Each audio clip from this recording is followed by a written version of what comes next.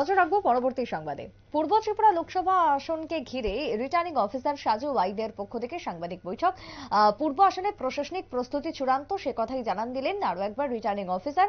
আমবাসা জেলাশাসক কার্যালয়ে রিটার্নিং অফিসারের ঘোষণা এবং সেই জায়গাতে দাঁড়িয়ে ইতিমধ্যেই ব্যালট পর্ব শুরু হয়ে গেছে, অর্থাৎ পোস্টাল ব্যালটে ভোট পর্ব শুরু হয়ে গেছে। আগামী কাল পর্যন্ত তা চলবে। এছাড়াও মাইক্রো অবজারভারদের রেন্ডমাইজেশন আজ করা হয়েছে এবং সমস্ত রাজনৈতিক দলের প্রতিনিধিদের সাথে বৈঠক করা হয়। পোলিং এজেন্টরা ভোট দিচ্ছেন বিভিন্ন স্থানে, এমনটাই জানালেন রিটার্নিং অফিসার। তবে কোথাও যদি কোনো অভিযোগ থাকে সেই অভিযোগ খতিয়ে দেখা হচ্ছে এবং তার উপযুক্ত তথ্য প্রমাণের ভিত্তিতে ব্যবস্থা গ্রহণ করা হচ্ছে, এমনটাই রিটার্নিং অফিসার সাজু ওয়াইদে জানিয়েছেন। কি বক্তব্য আজকের বৈঠকের মধ্য দিয়ে উঠে এসেছে শুনুন।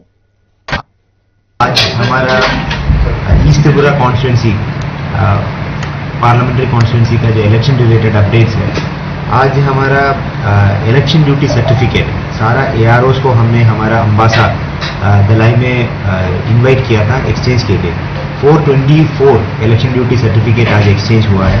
ये हमारा पोलिंग पर्सनल जो ड्यूटी में लगा हुआ इसका सुविधा के लिए हो जाएगा।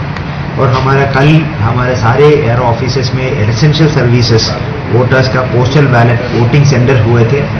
आउट ऑफ 185 वोटर्स उसमें से 101 वोट कल कास्ट हुआ और आज और कल पोस्टल बैलेट फैसिलिटेशन सेंटर चलता रहेगा और उसमें भी वो लोग वोट दिया जाएगा। और हमारा दलाई में आज के दिन हमारा पीबी फैसिलिटेशन सेंटर में आउट ऑफ 1043 790 पोस्टल बैलेट का कास्टिंग हुआ, दैट इज 76%। कल भी ये चलता रहेगा। कल भी जितने भी बैलेंस जो भी सीएसआर जवान और बाकी लोग हैं वो कास्टिंग कर सकते हैं। और আপনারা শুনলেন জেলা শাসক অর্থাৎ রিটার্নিং অফিসার সাজু ওয়াইদের বক্তব্য। তবে যেহেতু ভোট রয়েছে এবং এই ভোট পরিস্থিতিকে সুষ্ঠুভাবে সম্পন্ন করার জন্য যাবতীয় পদক্ষেপ একেবারে চূড়ান্ত রয়েছে। আগামী দিনে ভোটকে সুষ্ঠুভাবে সম্পন্নের জন্য সমস্ত প্রশাসনিক পর্যায়ের কর্মীরা প্রস্তুত রয়েছেন, এমনটাই জানালেন আরো সাজু ওয়াইদে। ছোট্ট বিরতির পর ফিরবো, সঙ্গে থাকুন।